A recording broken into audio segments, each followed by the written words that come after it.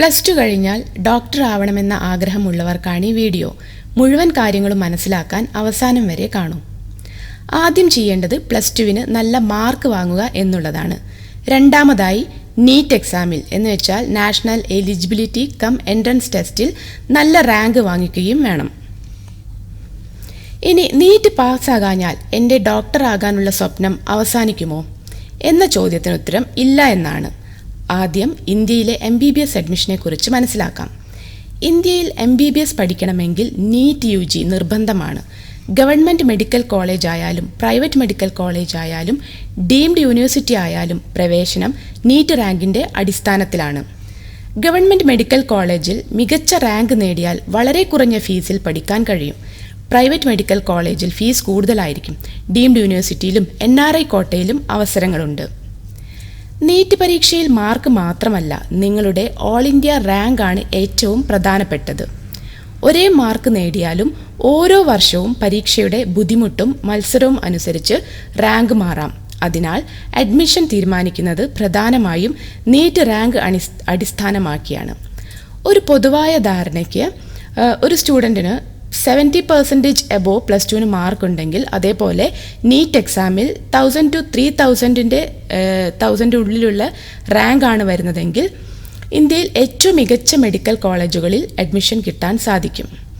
അതേപോലെ +2ന് ഒരു 70% ബിലോ ആണ് മാർക്കെങ്കിൽ, ഒരു 60 to 70% ആണ് മാർക്കെങ്കിൽ, അതേപോലെ നീറ്റ് എക്സാമിൽ ഒരു 20,000 ഉള്ളിൽ, ഒരു 3,000 മുതൽ 20,000 ഉള്ളിലാണ് റാങ്ക് എങ്കിൽ നിങ്ങൾക്ക് മെഡിക്കൽ കോളേജുകളിലും സർക്കാർ മെഡിക്കൽ കോളേജുകളിലും അവസരം ലഭിക്കും.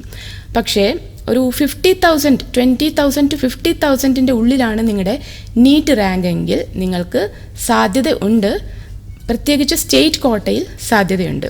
എന്നാലും അത്ര ഉറപ്പില്ലാത്ത സീറ്റായിരിക്കും ലഭിക്കുക. സർക്കാർ മെഡിക്കൽ കോളേജുകളിൽ അവസരം, അതേപോലെ സ്ഥാനം കാറ്റഗറി അനുസരിച്ച് മാറും.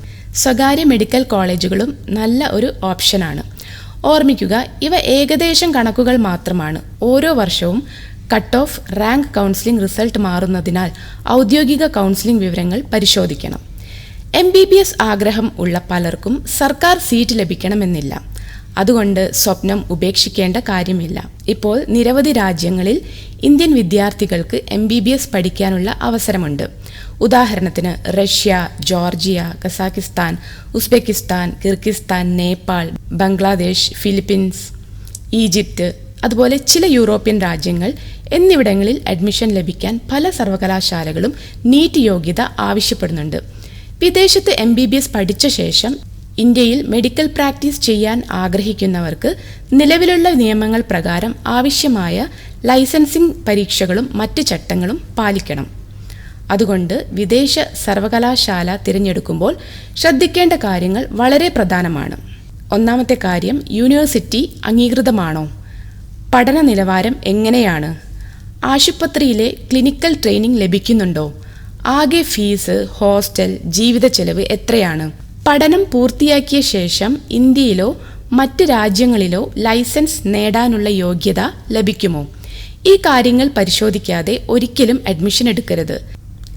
നീറ്റിൽ ഒരു വർഷം പ്രതീക്ഷിച്ച മാർക്ക് കിട്ടിയില്ലെന്ന് കരുതി നിങ്ങളുടെ ഡോക്ടർ ആകാനുള്ള സ്വപ്നം അവസാനിപ്പിക്കരുത്. ശരിയായ തയ്യാറെടുപ്പും ശരിയായ കൗൺസിലിങ്ങും ശരിയായ തീരുമാനവും എടുത്താൽ നിങ്ങളുടെ ലക്ഷ്യം കൈവരിക്കാൻ കഴിയും.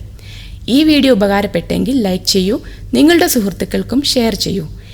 അതുപോലെ MBBS, നീറ്റ്, എഞ്ചിനീയറിംഗ്, വിദേശ പഠനം, കരിയർ ഗൈഡൻസ് എന്നിവയെക്കുറിച്ചുള്ള അവിശ്വസനീയമായ വിവരങ്ങൾക്കായി നമ്മുടെ ചാനൽ സബ്സ്ക്രൈബ് ചെയ്യാൻ മറക്കരുത്.